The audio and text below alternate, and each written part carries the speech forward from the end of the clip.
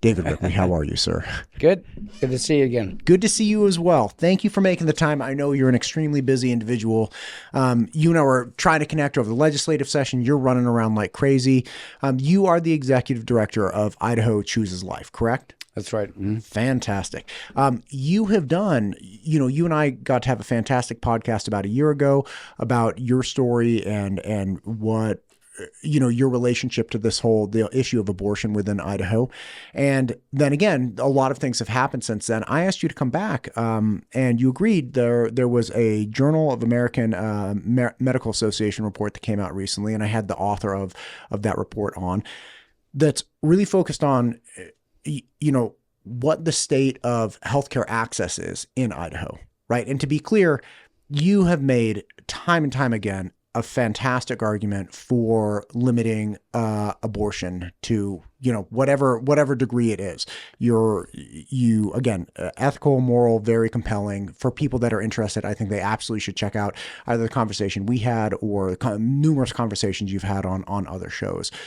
What I'm really interested in understanding is, look, how do we provide healthcare access to our women in Idaho? Because it seems that we have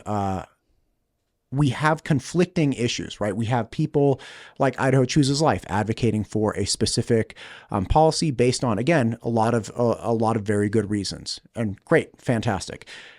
Then you have medical practitioners who may or may not agree with that, and a large portion of them, since the trigger law went into effect, have left the state. And we have, in spite of our best efforts, not really been able to replace them. We have clawed back a couple people, a couple dozen people, but we're talking an order of, like 100 plus people have left the state or stopped practicing or retired or things of that nature. What I really am trying to figure out is like, okay, how do we move forward as a state that has access to healthcare for the women in that state? This is kind of the big question. Well, it's a very big question. It's a very complicated question. Yes. And there are a lot of people manipulating the public, manipulating media with an agenda and using data very selectively or haphazardly or fabricating data in order to justify their position. And the truth is, I think a lot of that conversation, a lot of that data, and a lot of the propaganda is getting in the way of actually solving real problems. By the way, our last conversation I thought was very interesting and respectful, and I appreciate, your approach and allowing me to talk, And, thank you. Of course. But to the question of this controversy, let's call it, the relationship between abortion access and healthcare providers, yes, the medical establishment, it is a very, very complicated question. And to the extent that the focus is on abortion as the solution to our healthcare woes, we deprive ourselves of the ability to solve those actual legitimate problems. I've told the IMA, I've told various officials at St. Luke's and hospital officials over the last 3 years, I concur with them.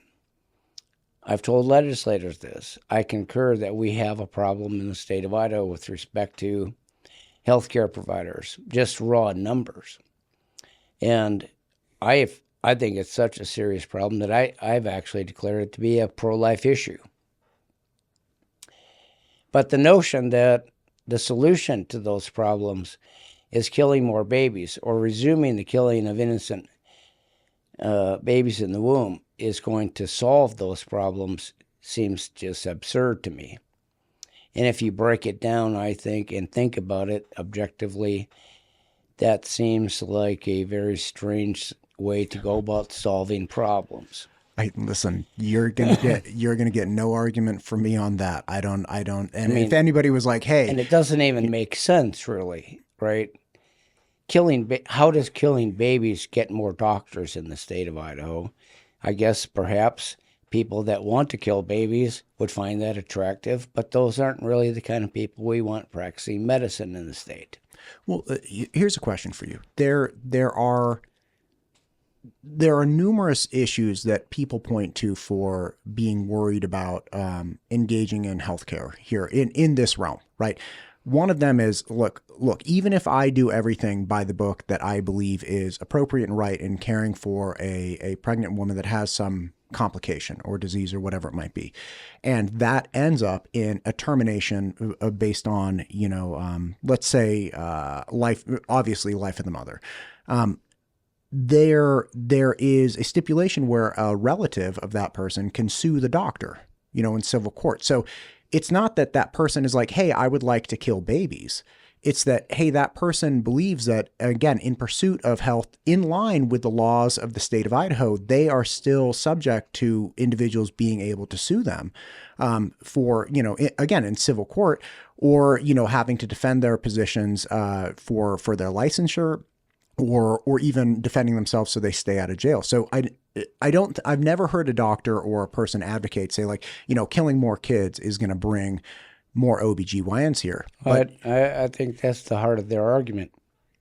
So what about with the anxiety that I just articulated, which is, hey, look, individuals that aren't related to the medical establishment, doctors feel that they're going to have to defend themselves in civil court, even if they're abiding by Idaho laws. Well, let me answer that then. Yeah. So I've dealt with I've had this argument many times. So let's start with the threat of criminal action. Doctors have claimed that they live in fear that they're going to be rousted out by, the Attorney General's Gestapo, and they're going to be thrown in jail and lose their license and their livelihood and their freedom. Well, the fact of the matter is that that's a fairly ridiculous fear. I'm not saying that people don't have fears. People have fears. Sure, of course. Fears are very difficult to deal with, right? The only way that I know of to deal with fear is to attack it with reason. So in the history of Idaho, long before Roe became the law of the land, the state of Idaho declared, before we became a state, in the first territorial laws of Idaho, we had our founding fathers declared abortion to be a felony, except to save the mother's life. That was the state of affairs for 110 years in the state of Idaho, from 1864 to 1973. Somehow, in fact, during that era, the primary advocates, the most public and ardent supporters and defenders and advocates for that law were doctors. The Idaho Medical Association itself demanded that the legislature reenact that code in 1907. And somehow the medical community was able to prosper and provide health care to the people of Idaho for 110 years before Roe, under even stricter guidelines than we have today. In that era, 110 years worth of history, do you know how many doctors were prosecuted in the state of Idaho? 2. One case was dismissed. So actually, in the 110-year history of Idaho, of a pro-life history, one doctor was prosecuted, and he didn't go to jail. That was in an era in which everybody agreed that abortion was wrong, that abortion was murder. It was unheard of for a person to publicly advocate for abortion as a right or health care, certainly. And yet, as a practical matter, it was virtually unheard of for a doctor to get prosecuted. Today, we've had 3 years, a little over 3 years of experience with the Defense of Life Act. Not a single doctor has been prosecuted. that's not insignificant. The fact is, the legislature, the attorney general, the governor are not sitting around. We don't have meetings down there in the, custodian closet trying to figure out how to throw doctors into jail. I've never heard anybody hint at that being their agenda. We want to support doctors. We want good doctors. We need more doctors. More specifically, we need more good doctors in the state of Idaho. And I challenge your statement a while ago that there are not doctors who want to kill babies. I think that's not accurate. There are some people who believe in abortion. They don't believe it's a human life. They've convinced themselves of all kinds of terrible thoughts and motives. There are people who make a lot of money killing babies. That's all they do. They've turned their medical license into a license to kill. Those people are not welcome in the state of Idaho today, but they found other places to go do that work where it's legally protected and encouraged. Our neighbors to the west, California, Washington, Oregon, there are plenty of doctors over there who have shields hanging out. They're full-time baby killers. That's a fact. What motivates them, I'm not God. I don't know exactly what's going on in their heart. But the claim that there are no doctors who are interested in abortion as a vocation, that's just not true. Well, to be clear, I think what I was saying is I haven't heard anybody advocate for killing more babies as solving a physician shortage issue, right? What I have heard people say is that the legislative structure that is currently existing in Idaho, coupled with other issues in Idaho, like we don't have an OBGYN residency, right? So we can't home grow our own OBGYNs, right? So there's obviously hey, we've lost a bunch, but if we could grow our own, that would make a lot more sense. We don't have to import from out of state. There are some people advocating for solutions with like more midwives and kind of like a medical director of, say, like a delivery ward, where it's like the medical director is an OBGYN, there's an OBGYN on call at all times, but then you have, midwives. So like there are a lot of different solutions, right? But part of what people have said, including doctors themselves that have left, is like, look, the legislative structure and the legal structure in Idaho is one that doesn't make it favorable for me to practice there, not because they're saying because I want to kill babies, but and again, of course they're not saying that. Okay, great. So all I'm saying is that doesn't mean that's not the case. It may be. I'm saying is it's not something that's been articulated to me. Now, if you're saying, hey, look, I've talked to these people and they love killing babies, then like, okay, I'm not going to tell you haven't had that conversation. I'm just saying what I've heard. No, I'm just saying, here's what I'm saying. Yeah. There are people who want to kill babies. I have never heard anybody in the medical community articulate their position of saying we need to solve these problems by killing more babies. But that is actually the heart of the logic of their position. That the problem is we can't kill enough babies in Idaho under the current law. And that's what's causing the problem in healthcare. That's the heart of the logic. And the heart of the logic blames the preborn child for the structural and economic and political problems in healthcare and medicine today. I don't think that's fair. I don't think that's accurate. And I think that leads to all kinds of disasters for our society. How do we then, let's say as flawed, let's take your position, okay, which is the reason people are leaving is not reasonable. It's an anxiety, an unreasonable anxiety that you're afraid of being prosecuted, that you're afraid of losing your license. And in the almost 3 years we've been here, or a little, I don't know exactly, it was a little over 3 years, 2021. In a little over 3 years, that has not happened to any physician. I presume no doctors have lost their license either. Is that correct? No doctor has been sued. No doctor has had their license challenged before the Board of Medicine. Gotcha. But so I addressed the question of the criminal sanction. Sure. Let's address the anxiety over being sued. Sure. Okay. Well, I have listened to those concerns. I've had many, many conversations. And in fact, I had meetings over in eastern Idaho with hospital officials in January of this year in which they expressed that anxiety. I had specific OBGYNs tell me that this was a major concern for them. And I believe those concerns were heartfelt and honest and legitimate.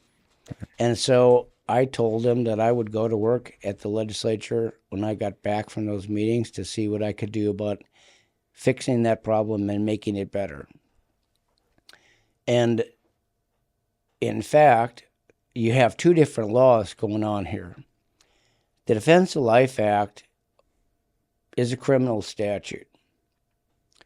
The civil threat comes from a different law altogether. It comes from the heartbeat law, which was passed over my strenuous objections the year after the trigger law was passed. I believe there are a lot of problems with that law in that there are conflicts between the two laws, but that is the law that provides for a private right of action, where a certain class of related people can sue an abortionist if they think that abortion occurred outside inappropriately or whatever. I don't know what the right word is. Sure. To me, it is unfair for a doctor, and I've told doctors this, I told the legislature this, I think it's unfair for a doctor to have any reason to be concerned about getting sued if they are in compliance with the Defense of Life Act. If they are treating the baby as a second patient, if they are performing good medicine, if they are doing their best to take care of both the mom and that baby, the last thing they should have to worry about is getting sued. And so I came back to the State House this winter, and we passed an amendment to the heartbeat law, which was very difficult to get done, I might tell you. And I did that without the aid or comfort of the major medical communities and organizations that are raising this concern and have been raising this concern. But we got the legislation passed anyway. Well, what were the specifics of that you got passed? We amended the heartbeat law to provide protections for doctors in civil suit situations, so that the burden of proof was shifted, their ability to get the frivolous cases dismissed quickly was included in the law. I think it did not quite go as far as I would have liked to have seen it go, because some in the pro-life movement, the groups that had advocated for this heartbeat law, objected to some of what I was trying to get done. But the fact is, the legislature made a very strong and very good faith effort to address those concerns about the threat of civil suits. And I was happy to do it.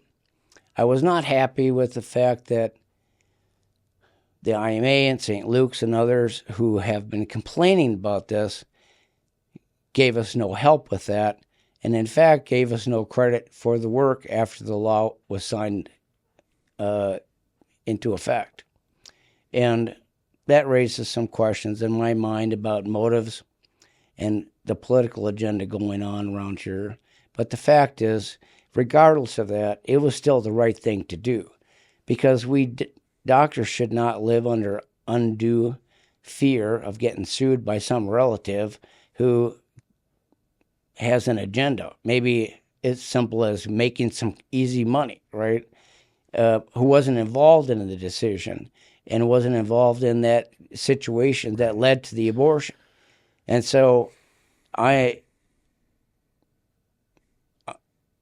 was proud to do that work, and I think it was a reasonable response. We had very good legislators who put a lot of time and effort into trying to address those concerns. And what's funny to me is that immediately after that became law, those people, those legislators especially, who spent a lot of time and a lot of capital trying to figure out how to get this situation improved for doctors, they got zero credit from the IMA, from St. Luke's, from any of these advocates for the medical profession. It was dismissed out of hand virtually immediately because I don't think they're interested in solving problems. I think they're interested in moving an agenda. And that may sound harsh, but that's my experience, and that's what I learned from this last session. But let's talk about... May I ask a question? Sure. Do you, and again, I try to shy away from positing intention or thoughts behind other people or other groups, but if I may, do you think that there was a rejection of the good work that you said you got done? And again, it sounds like there was a positive revision to a problem that was being articulated to you. Like, great. Do you think that the lack of enthusiasm for that revision stems from a disagreement with the principle of the law in the first place? That's like, there, doctors shouldn't be. The burden of proof may be shifted to the plaintiff, right? But if they object to the structure of having a plaintiff in the first place, they're like, well, I'm not going to celebrate revising a law that I think we shouldn't have in the first place. I think it's fair to say that those organizations don't believe that we should have those laws in the first place. They've made it perfectly clear that they don't believe we should have a heartbeat law. They believe that we should not have the Defense of Life Act. They believe that they should be free to perform abortions when their patient or their judgment indicates that that's appropriate. Could you give me, and I apologize for my ignorance in this, could you, I understand the Defense of Life Act. What's the heartbeat law? And again, you said these are two different things. So again, my apologies. Well, one of my concerns about passing the heartbeat law was the confusion that it has in fact generated. Okay. So in I believe it was in the 2020 session, the legislature reenacted the trigger law, which at the time, no one knew when and if it would ever take effect. Right. That law was passed 2 years before Dobbs, right? And it proclaimed, it reinstated a law that had been in place. Well, let's go back to the Roe. When Roe came down in 1973, the state of the law was that all abortions in Idaho were illegal except for the life of the mother. And that, as I said, was the law of Idaho for a long time. From the time we were a territory. Lincoln was president when that law was enacted. Okay, that was the standard of care in the state of Idaho until 1973. The legislature comes down in 1973. They're in the middle of the session, and out comes this ruling from the Supreme Court of the United States saying abortion is now a constitutional right. The legislature said, well, over my dead body. I mean, that's crazy. We're not going to do that. We've never done that. We're not going to have abortion on demand in this state. And there was quite a ruckus over that. They were finally persuaded that they did not have the option of ignoring or defying the United States Supreme Court on this matter. So they enacted laws to allow for abortion on demand, essentially, in the state of Idaho. But they also simultaneously put in a trigger law.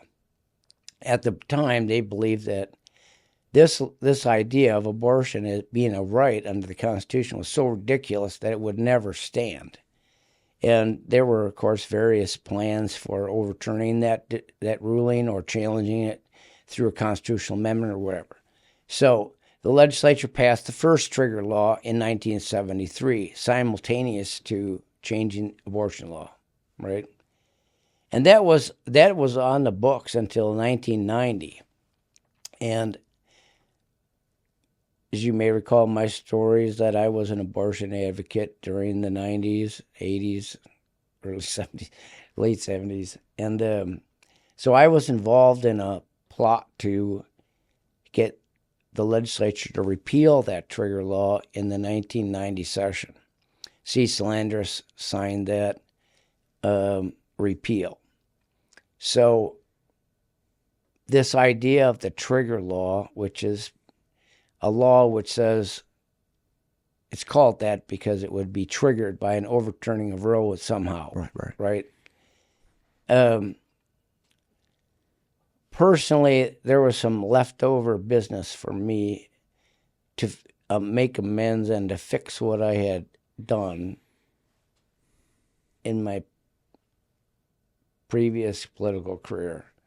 And so when I started Idaho Chooses Life in 1995, that issue of the trigger law was on my mind, but it was not really an urgent matter because I approached every legislative session with the goal of trying to save as many babies as possible.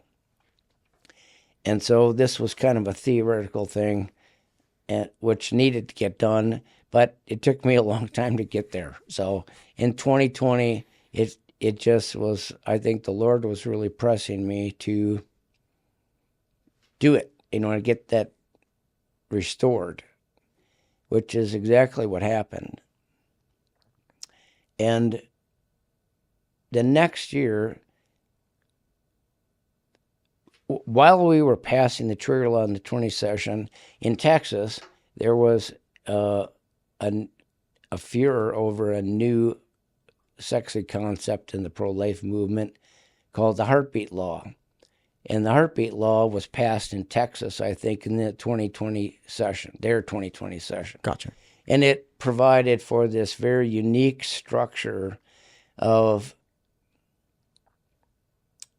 making it illegal to kill a baby after a heartbeat had been detected, which is somewhere between 7 and 11 weeks, depending upon who's doing the ultrasound and so forth. Sure. And because you could not criminalize that conduct, because Roe was still in effect, right? It allowed for a private right of action so that doctors could get sued in the state of Texas for performing an abortion after a heartbeat had been detected in the baby. So it's not a criminal thing. You're not losing your license. You're not going to jail, but you can be sued in civil court. So there was recourse by private parties. Yes. Okay. I'm following you. So this was the hot, sexy idea raging through the pro-life community across the country, saying, "Well, this is ingenious. Okay, this is a way to get around Roe. This is a way to get, in fact." The original heartbeat law is very specific. This is not a government action. This is not, doesn't envision government action. The state of Idaho is not going to interfere with your right at that point, right? The constitutional right to get an abortion. But you might get sued. But those are private parties doing their own thing. And we don't know nothing about it. You know what I mean? That's kind of the way the law is written. May I ask, did that heartbeat law take into consideration like rape or incest or any of the other? Yes, it has rape. Gotcha. It has rape and incest and a medical emergency exception. Gotcha. Okay. I'm sorry to interrupt. Keep going. And so that it was such a hot, sexy concept that there were people who brought that to the legislature in the 21 session, the next year. After the trigger law. After the trigger law had been passed, it was signed into law. It was Idaho statute, right? And that law basically would restore what the law used to be, right, in the state of Idaho, and it recognized babies from conception. The next year, the legislature gets this proposal to do a heartbeat law and to have this private right action thing. And I objected to that law on several grounds, one of which was it did not recognize a baby from conception. It recognized a baby from a detectable heartbeat. And in practical terms, that means that most first trimester abortions would still be legal and unaffected by a heartbeat law. So no private right of action then for first trimester. So Right. it's kind of like, look, if you're going for the, the intent of the heartbeat law, which is to allow a private right of action to somebody if there's an abortion done, then you're missing the mark here. Yes, in my opinion. Now, I've had very violent arguments with pro-life people over this, okay? Well, no violent argument here today. No. I also objected to the medical emergency exception in their law. And I further objected because it seemed to me that we were sowing the seeds for confusion down the road.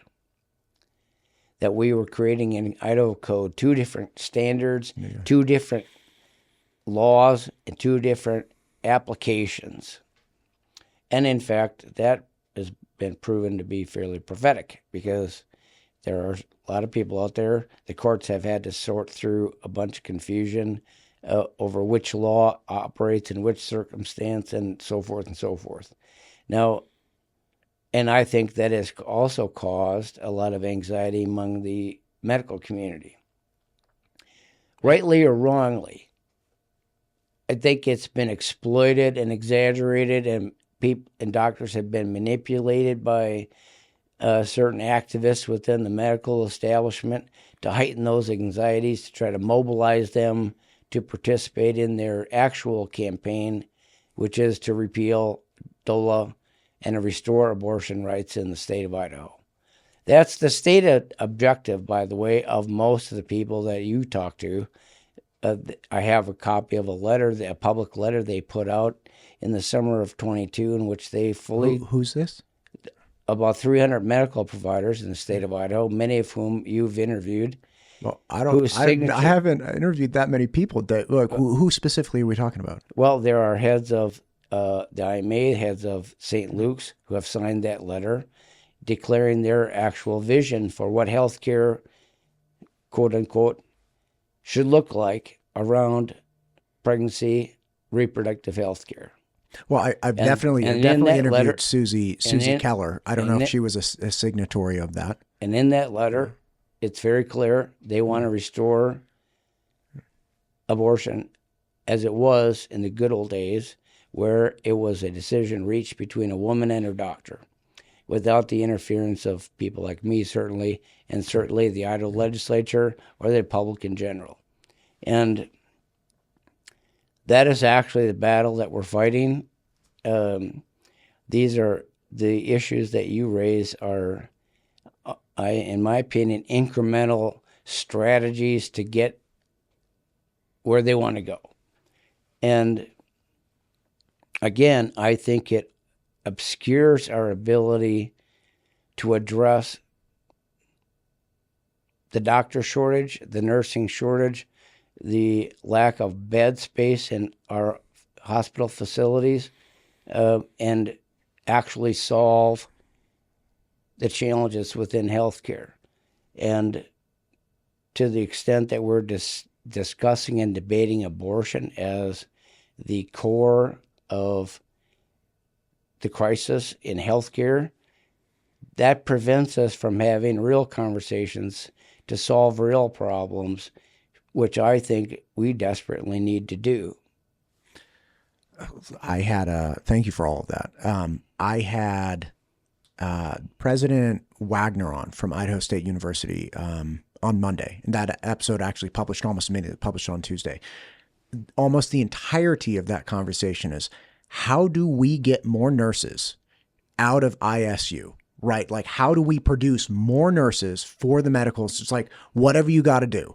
And talking to him was this incredibly complex conversation, or it wasn't a complex, like, it was very clear that the situation is complex because he's like, look, we have limiting factors. Okay. Do we have students? Okay. Do we have enough students that want to be there and have the aptitude to be there? You got to have students, right? Then once you have those students, you have to have instructors. Where are the instructors coming from? Well, they generally have to come from the private sector. If you're pulling somebody from the private sector, you have to entice them into a role of teaching that may not be compensating the same way, and, engaging in this kind of thing. And we went down all of these things, like, you got to have rooms, then you got to have labs, you got to have all of these things. And by the way, public university, So it has to be affordable. So it's like, look, we could pay every instructor $200,000. That's great. But then we wouldn't be able to take as many students because we would have to jack up the tuition and then it wouldn't be affordable. We could have way more students if we decreased our aptitude requirements and just said, bring anybody, right? So all of these things, I couldn't agree with you more. Solving the problem here for medical access is so damn complex and so multifaceted, not the least of which is a problem with, a lot of people in the state of Idaho want to completely defund higher education. And I'm not saying that's right or wrong. What I am saying, though, is that presents an enormous problem to trying to solve the nursing shortage if we're looking to grow nurses out of Idaho and we can't attract them from other states that may be paying them more. So I could not be more in agreement with you. This is not anybody who presents this. And this may surprise you. It may surprise some of your listeners and guests, but I spent about half my time at the legislature in the last 3 years working legislators trying to fix and address this problem. I have been advocating for increased funding for OBGYN slots. I have been advocating for increase in funding for nursing. I've been advocating for increased grants to attract doctors into smaller communities. Right, rural areas, yeah. Through helping them repay loans and so forth. I've had meetings where I have been advocating for a new model of medicine or an old model of medicine. And let me just add to your complexity and please. Brain fatigue, okay? No. I love hearing all of it because I couldn't agree more. It is very complicated, okay? Did you, and I will not take offense if you didn't, did you ever catch I did an interview with Brad Turpin from the Emmett Hospital. He is the CEO of the Emmett Hospital, and they had to shut down their labor and delivery ward. And I believe this is after I had interviewed you. And I got Brad on the phone, when I was trying to get him in for the show. He said, yeah, look, I'd be happy to come in and talk to you about this. But just so you know, if you're thinking this is just a legislative issue, it is not. And he came in and explained this whole slew of compensation problems, of access problems, he's like, look, if you're going to deliver babies in an area, you better do it full time and you better do it really well. And he said that means you got to have a surgery center in the event that you need an emergency cesarean, open 24 hours a day, staff 24 hours a day. You got to have the best of the best, like all these different things.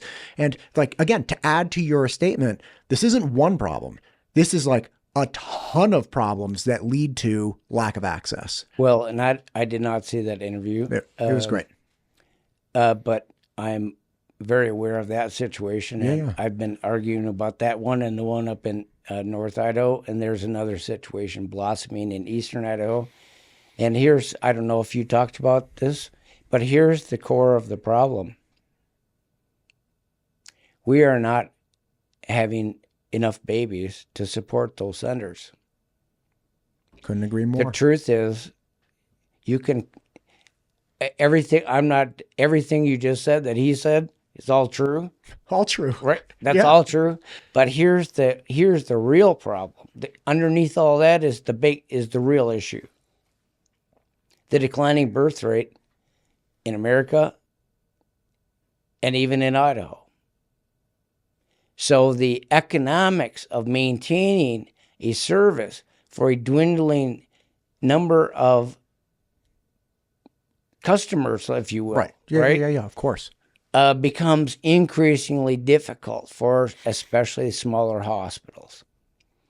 But it's even more complicated than that.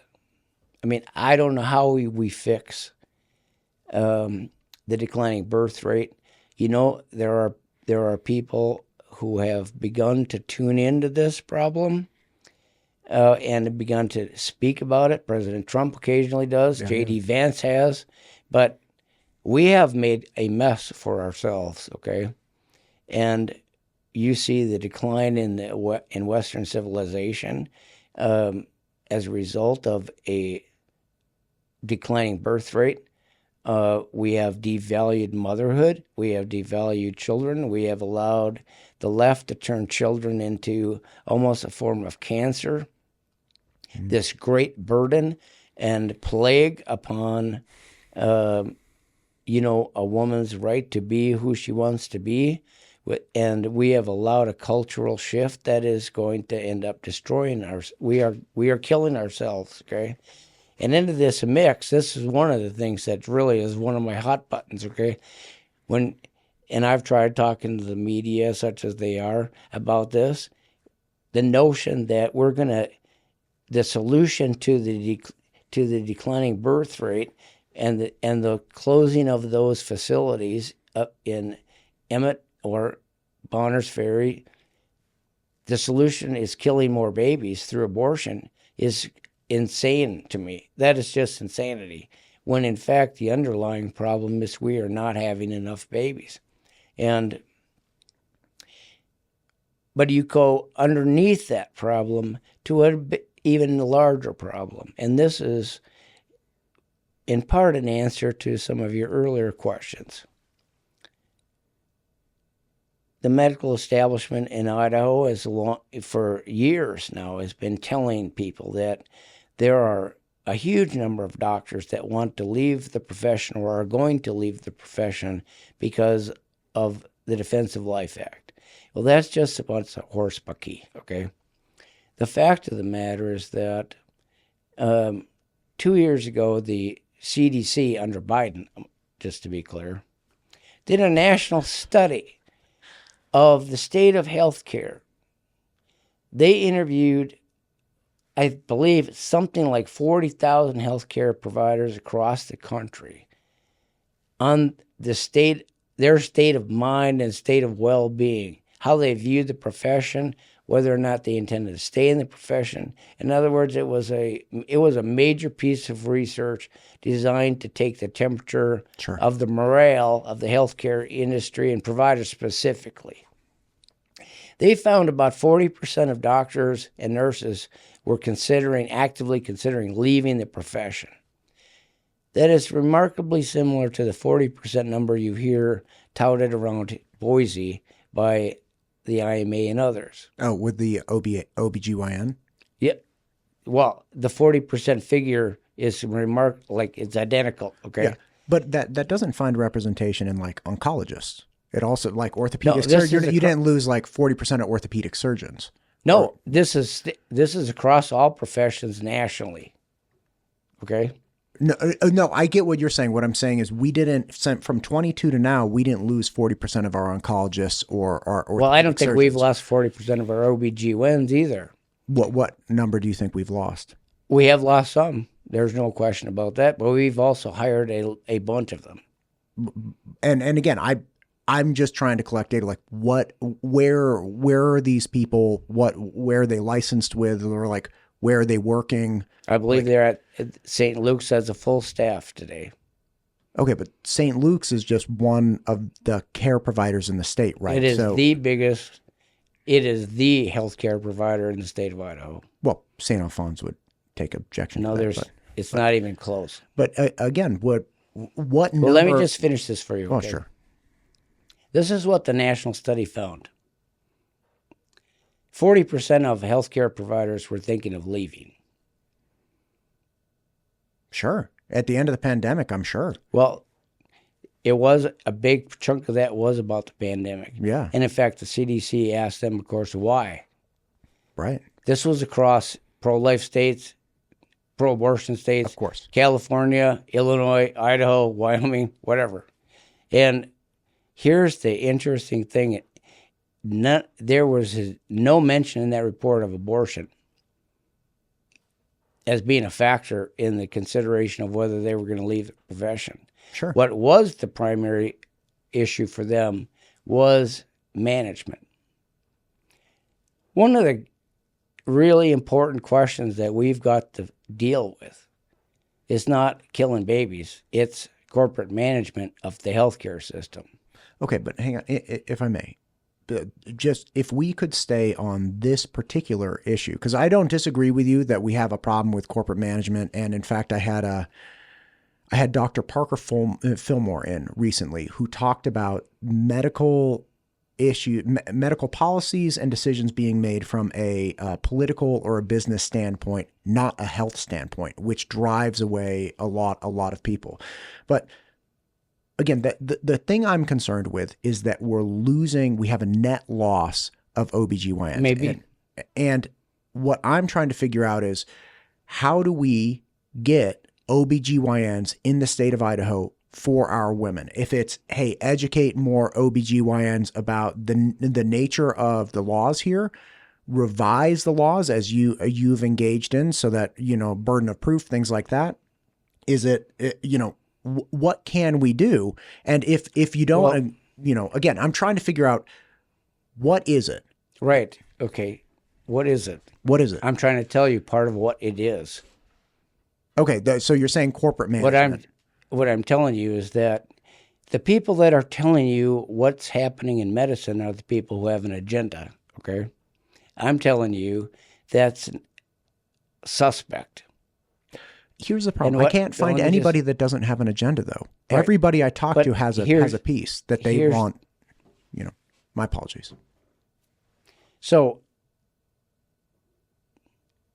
the people with an agenda are using the morale problems in healthcare among providers as proof that the Defense of Life Act is at fault, when in fact we don't know that. When in fact we have evidence suggesting that there are many other factors going on which may cause someone, whether it's an OB or an orthopedic surgeon, to leave the profession. What we don't know is the truth behind the claims that it's because they can't kill babies anymore. I'm telling you that there are trends, very powerful trends, that are demoralizing healthcare providers in Idaho and across the country that have to be addressed. And I challenge the notion that only in Idaho the problem is the Defense of Life Act. That's the problem, according to some people that dominate the news. I think that's bullpucky and very suspect. The fact of the matter is that we can only take their word for that as being the problem. Now, we have had at least 2 OBGYNs who have issued public statements about them leaving the state of Idaho because they disagree with the policies of the state of Idaho. They disagree with the fact that they should be held to a higher standard of care for women and babies than they were trained to or feel comfortable with.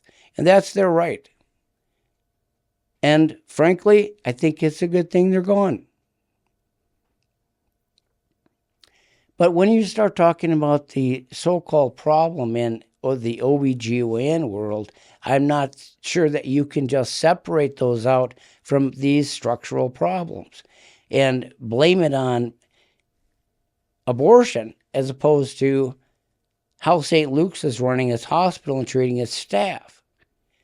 Nobody, in my experience, I have never heard in these conversations, which go on and on and on at the legislature, okay? I have never heard a legislator confront the head of St. Luke's and say, okay, before we get into this, let's ask some questions. What does your compensation package look like? We don't know anything about that. We don't know if you're being competitive with Oregon or California, but nobody even bothers to ask the question. What are you doing to incentivize the recruitment of OBs? We have no information about that. Nobody in the media has the wits to ask the question. We just take it for granted that what they tell us the problem is the problem. And what's really troubling about that is that these very same people have made it clear that they believe, ideologically speaking, politically speaking, they have made it perfectly clear what they think medicine should look like. And they believe a woman has a right to choose to kill her baby. They want to restore us to the good old days when it was a private conversation between a doctor and the woman. That's what they're after. That's what they think is right. That's what they think the standard of care in Idaho should be.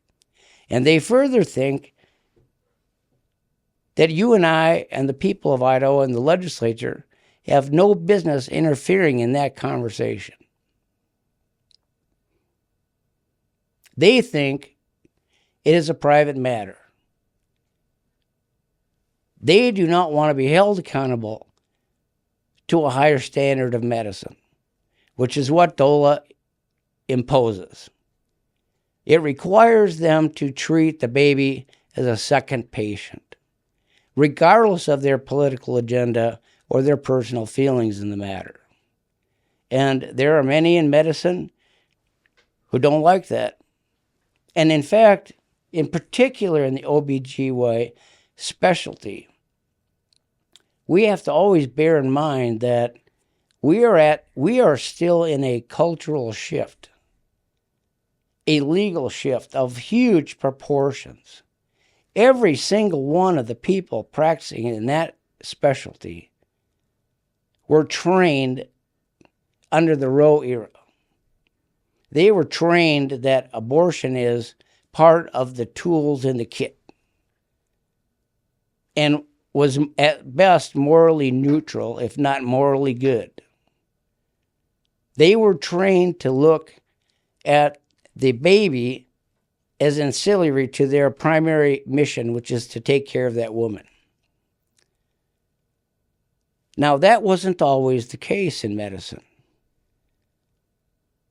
but it is the case today. That's part of what's the fight that we are having right now in Idaho, is we are trying to impose a higher standard of care. And there's a lot of resistance to that because we have people in the profession who were trained under a different regime. And in fairness to them, that's a difficult transition. They went to medical school and were taught that in this scenario, killing the baby is the medically indicated option. It's clean, it's neat, you make a little money, and you solve the problem. The baby is of no particular consequence. That's the medicine. That was the standard of medicine for 50 years in this country. And suddenly, the world changes. Suddenly, literally in the state of Idaho, on Wednesday, you could have the right to kill your baby for any reason without excuse or permission. On Thursday, it became a felony. Well, I don't care who you are. That's a lot of change to swallow. And part of what we're doing here is wrestling and accommodating that change. And part of what we're doing here is, and what we have to do as a state, is to go find people that are just entering into medical school, just entering in the profession, who come at this with a pro-life perspective, who want to work in a place like Idaho, where their ability to be a doctor in the Hippocratic tradition is protected by the law.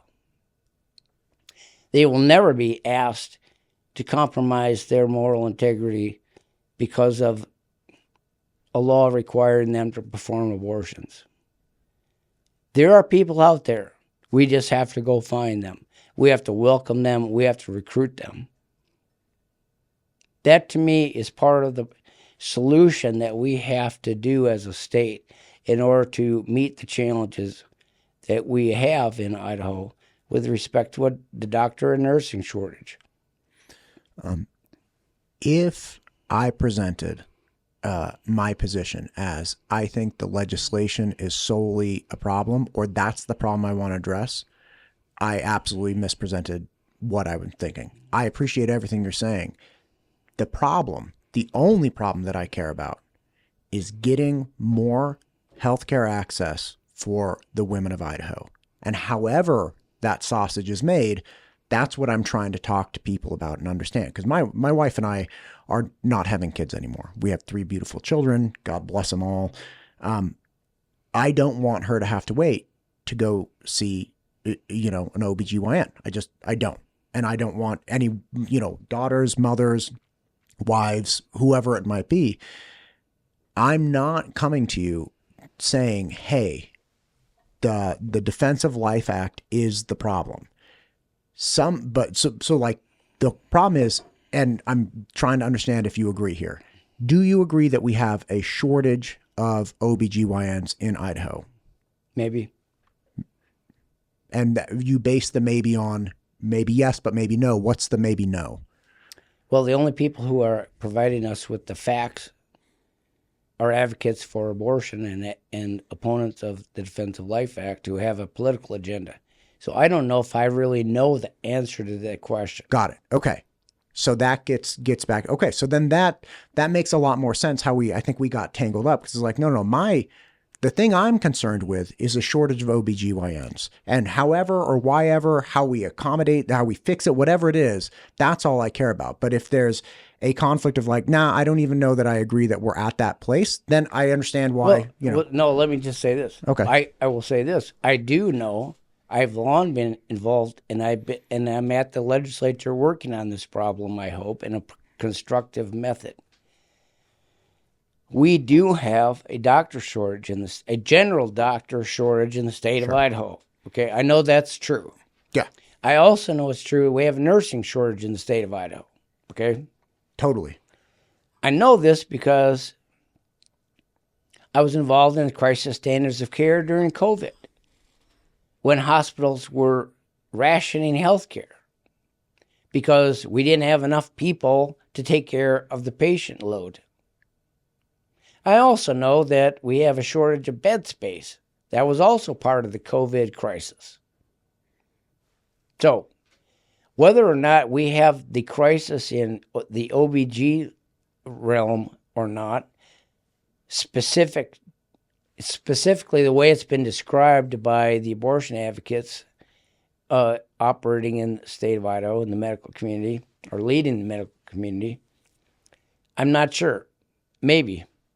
Is there a way? And then the question is, I would agree with you, we need to address that problem. Like, we need to figure out how to recruit more OBGYNs, or more doctors, and more nurses.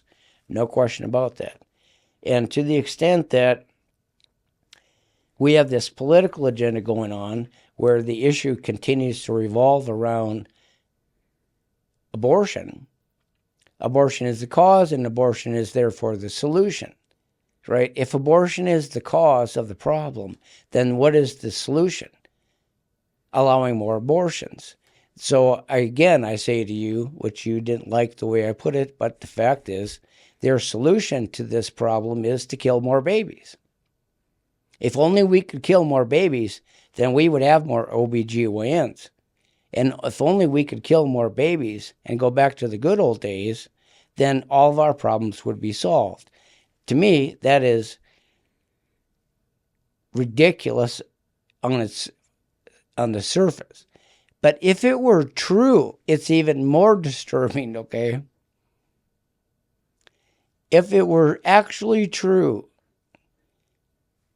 that would even be a greater cause for concern, that our healthcare system hinges upon killing innocent human beings.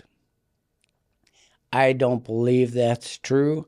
I don't think it's theoretically true, and I will resist any attempt to reduce it to that simple-minded, stupid equation, when I know full well that this is a very complicated question that we have to start getting after as a state. We are growing as a population, and we have to find ways to actually solve that problem. And I'll tell you something, you cannot solve a problem until you know what the problem is. To the extent that we keep getting focused on killing babies is the problem, then all these other solutions that are at hand or available to us won't be examined, discussed, or implemented, because we're just talking about abortion. Abortion is the omega and alpha of the whole conversation from the IMA, which is crazy to me. We need to put money into recruiting doctors, okay? And I'll tell you something else we need to do, which is, I don't know, I have no idea how to do this, but I know for sure that part of what needs to happen in Idaho is that we have to find ways to encourage the reemergence of private practice. Smaller practices in smaller communities that break off from this corporate dominance that is choking us to death. And that will allow doctors to be doctors. And those people who are driven by the best in human nature to serve their fellow man, and I'm all for all the compensation they can get, but we want people that are motivated by love for their fellow man. And we need to find a way to nurture those people and to find them a home in Idaho where they can be part of the community and they can meet the needs of people just like in the olden days, right? This is how it used to work. All across Idaho, there were small towns being built, right, around agricultural hubs.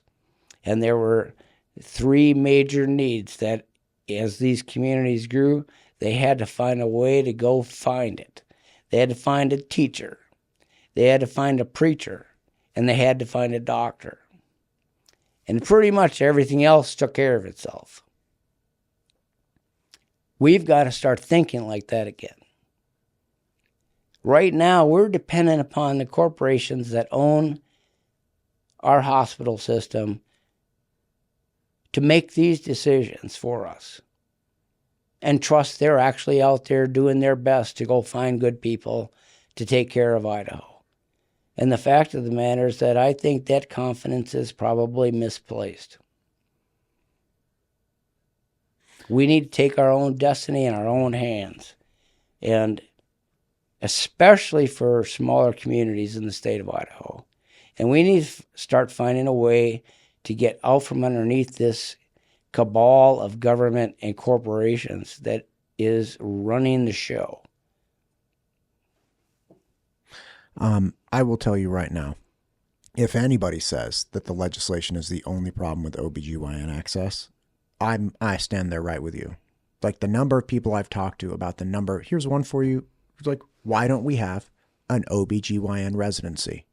We know statistically that the thing that has the most influence over where someone stays, where somebody settles down, sure, is where they do their residency. Yep. Idaho does not have a residency for OBGYNs, which means Utah gets doctors, Washington gets doctors, Wyoming, all of these places that have residencies. If you're growing up as a kid in Idaho and you're like, you know what, I'd love to deliver babies. I'd love to deliver babies the best possible way I can. And I'm going to go to medical. You go to medical school, maybe you go to WWAMI, whatever. And then you're like, okay, where do I have to go? Well, now you got to go to like Utah. And you go to Utah for your residency after medical school because you got to learn the trade of delivering babies. And man, you meet somebody nice, you get a dog, the whole bit. And again, why don't we have a residency here? So I'm just saying, you and I are very much in agreement that I've been advocating for that. Yeah, very thing. Right.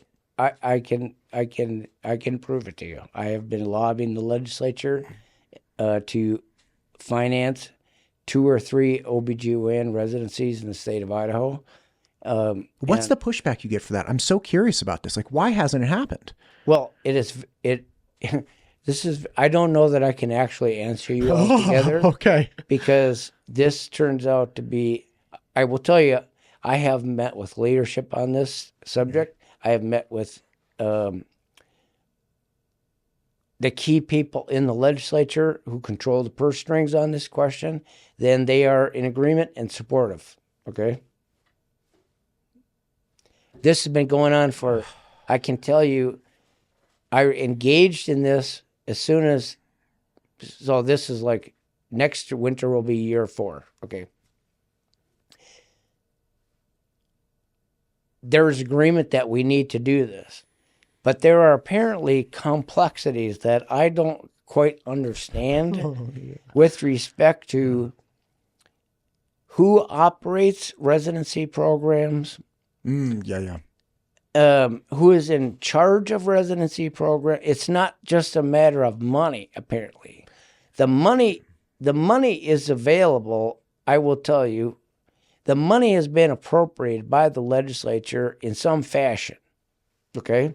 And there are key people who have been working on this, who agree with us, I guess I can say us, that this is one of the things that must happen.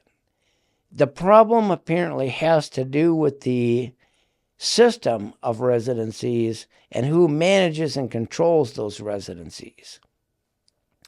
There are new residencies open for GPs in the state of Idaho as a result of the work that I've been pushing the legislature to do.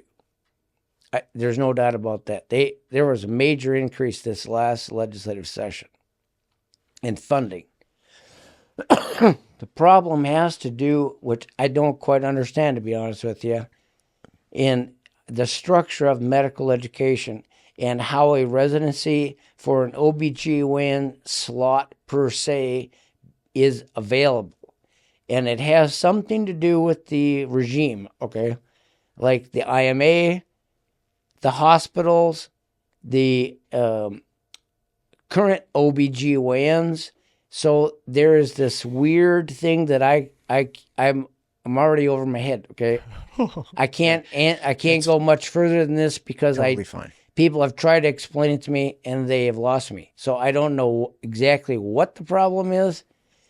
I can tell you the legislature is there. The will is there to do this.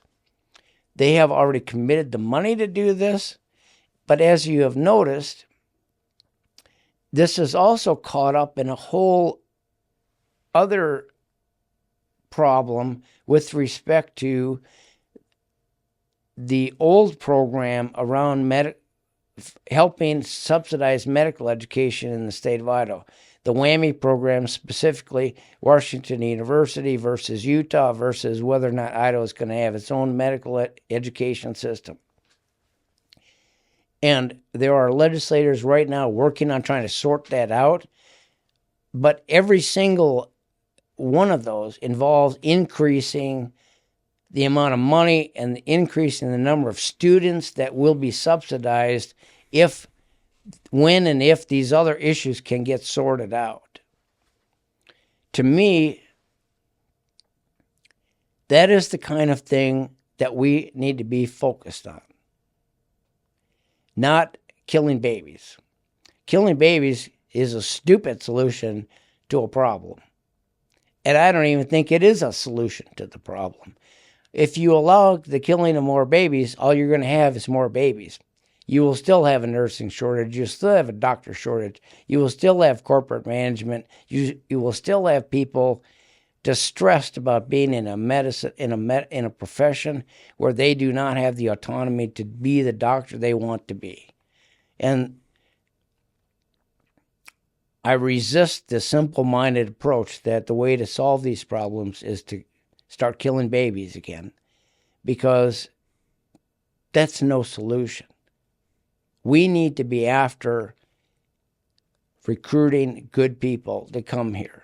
We need to put the money into providing the support necessary for them to set up, I think, private practices in clusters, possibly. We need to take a look at the obstacles to private practice, which have grown exponentially under Obamacare. Most patients anymore do not have private insurance. They've got some form of government insurance, in particular Medicaid. Part of what is driving the destruction of private practice is government. The allure, part of what St. Luke's is really, really good at, I've talked to a lot of doctors about this. They are awesome at sucking up and closing down private practice. It's like this huge Vacuum. organic glob out there that has been buying up private practice one after the other and incorporating them into the great machine, okay? And part of the allure of that is not money. It's actually, you come and we promise you can be a good doctor, which turns out to be half not true, by the way.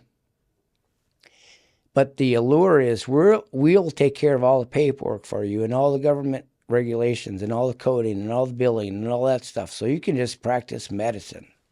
And a person who has been, essentially an entrepreneur, right? A guy, a small business owner, right? Hangs a shingle out there, says, I want to see who comes in, like Marcus Welby, MD, you know what I mean? Finds out that it's almost impossible. Half their time is spent filling out government paperwork in order to get paid. So St. Luke's comes in, and these corporations come in and say, hey, Dr. Bubba Joe, we know that sucks. So we're going to take care of all that for you. We're going to give you this nice office here. You just show up, do medicine, we'll lift all that off your back. Well, the fact is, I'm telling you, this corporate medicine thing is bad juju.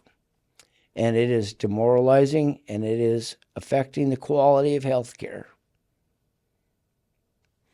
My dad is a physician, general surgeon, and he also did bariatric surgery and hand surgery. And what you're articulating has been echoed in things that he has said in his time. And he's older now, but yeah, first with the HMO plans and managed care, and he did his residency. I was born when he was in medical school. I was the fourth kid, so it's like didn't have any money because living in like student housing essentially. But the difficulty he had with one of the medical systems, Kaiser system in Oakland, where he did his residency, was wild. He was like like you couldn't get people to do care, and they just ration out the care, and there was no incentive for people to like dig deeply. They were just trying to put, I don't want to go down a rabbit hole in that, but yeah, I understand what you're saying. But it's not a rabbit hole. That's my point. No, it looks like a rabbit hole, but we are doing, these are the issues that I'm not sitting here telling you that I'm some kind of health expert, okay? What I know, I have found out the hard way because I've been involved in these wrestling matches for the last 3 or 4 years over whether or not it is necessary to kill babies in order to maintain a healthcare system, okay? Which intuitively, morally strikes me as outrageous. And so I've been researching, reading, talking, meeting, arguing this is basically what my ministry has come down to over the last 3-4 years, is this issue. So I'm no expert. I'm certainly not out here telling you that I have all the solutions to the healthcare crisis in America, okay? What I am telling you is that as God is my witness, the notion that killing babies is the key to the kingdom is craziness. And again, to the extent that we allow the conversation to be driven by abortion as the problem and the solution, we are cutting ourselves off from actually looking at what the problem is or what the problems. It's a laundry list of problems. And how do we go about fixing those things? How do we attract good people to come here? What are their options? What support systems are we offering? What kind of compensation are we offering? And I will guarantee you, you can go through all the media you want over the last 3 years. You will never find a news story in the Press Tribune or the Statesman or Channel 7, maybe even here, that has asked those questions. I just told you. I had an interview yesterday with the president of ISU about how we get more nurses. No. That asked the questions of the claimants. running the healthcare system. Okay. What questions? The questions about compensation. The questions David, that's all I do. My questions have been, how do we get more OBGYNs? I do not take it personally if you say you've never seen an episode of my show. Not one bit. I have never advocated for abortion law change. I do not present myself as somebody who knows the answer. I don't present myself as somebody who has any level of wisdom. I am simply trying to understand what different people think are the problems and the solutions, including why can't we get residencies? Why is WWAMI versus U of U? Like if they're going to give us 100 spots at University of Utah, why don't we go with that? Well, it turns out that, yeah, we might get 100 medical school spots at University of Utah as opposed to the, let's say, roughly 50 at University of Washington. But the problem is they keep the residencies in-house. So we might get 100 medical spots from the University of Utah partnership, but they're going to keep all the residencies there, which means we'll have a higher likelihood that those doctors will stay there. That's bad. I am not advocating for repealing the Defense of Life Act. I'm not advocating for any of that. What I'm trying to find out is how we untie this insane knot and this problem that my wife and the women of Idaho are going through, which is lack of medical access. However we do that, it should all be on the table to discuss. And I am not in any way, shape, or form advocating for me, a dum-dum with a camera and a microphone, to be at the stern. That's why I had Brad Turpin on. He was like, look, it's not the legislation, it's birth rate. That's why I have, people talking about rural hospital reimbursement. The vast, I just published a clip today from Brian Whitlock saying, hey, look, the head of IHA, Idaho Hospital Association, saying, look, our rural hospitals are getting demolished because they have higher rates of Medicaid and Medicare. Those reimbursement rates are below the cost of providing the service, and they're getting destroyed because they don't have enough healthy patients with private insurance that do compensate that do reimburse at and over the cost of the service, right? To compensate for the below cost of service. Like, I am doing absolutely everything humanly possible to bring all parties to the table. Now, do some people come and say, hey, we feel the legislation is a problem? Absolutely. And they're followed by you.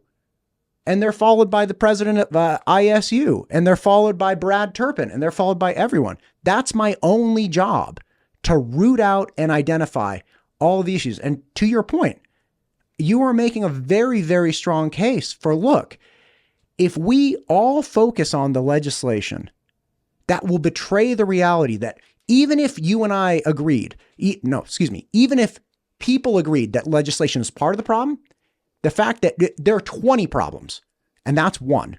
Is it the number one? Is it the number 15? I don't know. I don't care. But if they're like, okay, maybe that's one.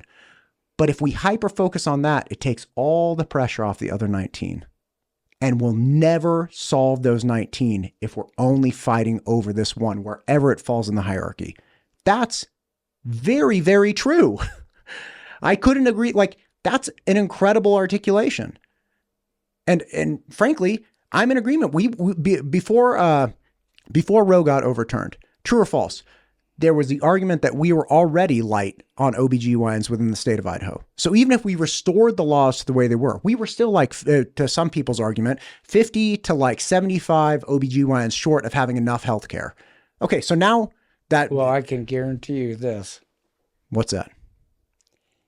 Idaho is ranked toward the bottom of the... Oh, it is the bottom. We're the total bottom. No, but it is ranked toward the bottom for a very, very long time. Exactly. So I agree with you that there are like 20 problems.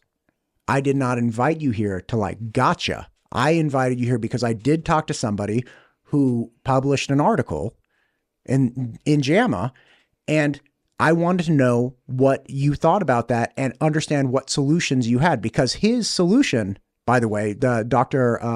Edward McGeachern, he was great. We were talking about solutions to this problem at the end. And he said, he brought up look, instead of having one OBGYN, one delivery, if we could start having delivery, departments where we have a director, an OBGYN director, and inserted midwives or, nurse practitioners or things like that, and had one OBGYN there in case of problems. He's like, we could stretch that limited resource, that OBGYN limited resource. We can distribute that across more people so we could have like 5 people delivering babies at once and, still have a presence of OBGYN. That was one thing he brought up. He wasn't saying, hey, just repeal the law. He was like, there are different options here. So I don't run a crisis or shock or gotcha show. Please understand that when I invite you on, I genuinely want to know what you have to say. And I'm very curious. So I ask questions about how or why or what you think, but your point is very well made.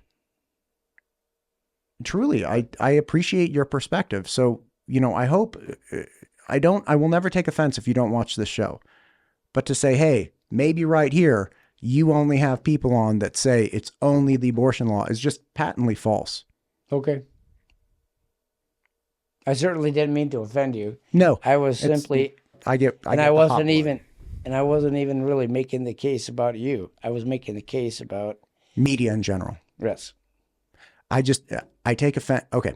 I don't take offense to that, to you. It bothers me that I'm very bothered by media in general. That's why I started this. That makes 2 of us, and there's a gang outside. I'm sure that would concur. Right. And it's difficult to navigate this world and get any real answers. That's why I have such a variety of people on. Well, and the point I was trying to make is that the people who are making, and I'm talking about the IMAs and the St. Luke's people. I kind of miss the good old days when I was up. My enemy at the legislature was Planned Parenthood. I kind of miss those people. Shut up. What are you saying? I never thought I would say that, but I don't deal with those people anymore. Yeah. I'm dealing with St. Luke's, IMA, doctor group this, doctor group that, hospital spokesperson that, making, claims about the law, which I know are patently false. And at some level, evil. Because we are better than killing our own future.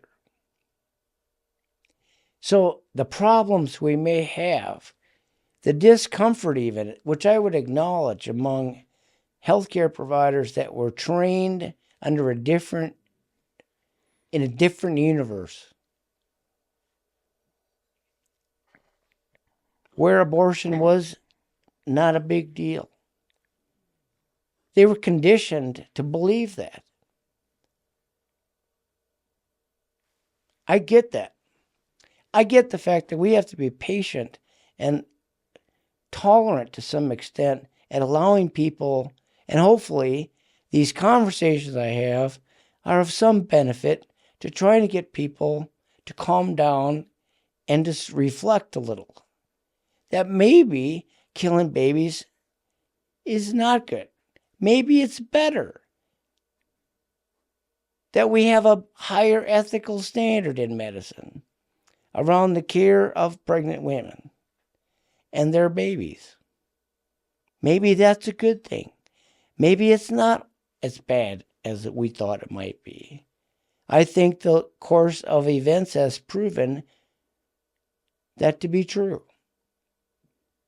All the horrible things that people predicted in 2022 have not happened.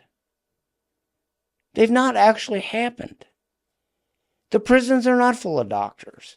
The courts are not full of lawsuits. There aren't 22 people, with their license being suspended by the Board of Medicine. That's a fact. Those are the facts. And here's another fact. Thousands of babies are alive today who would have otherwise been killed.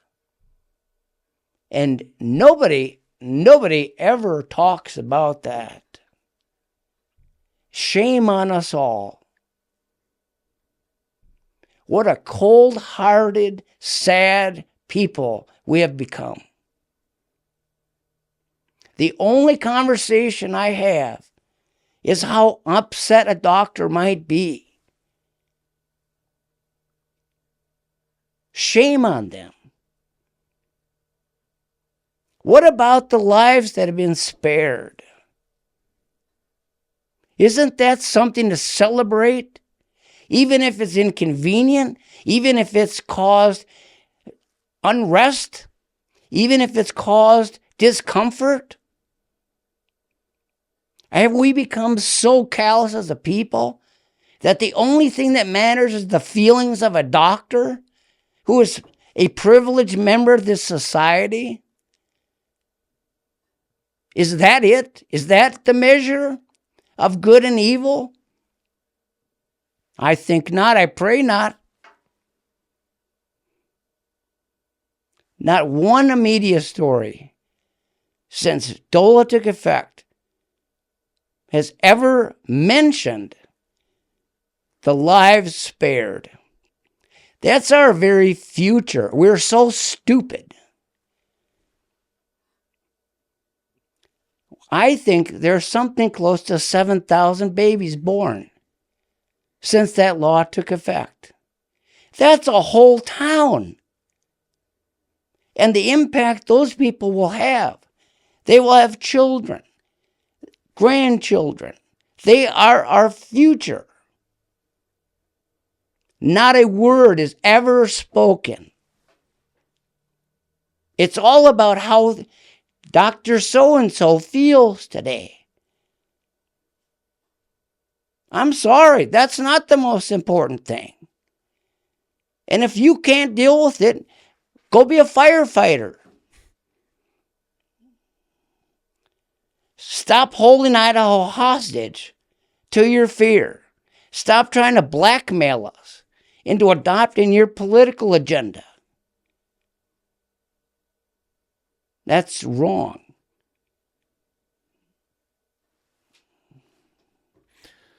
David, I greatly appreciate your time.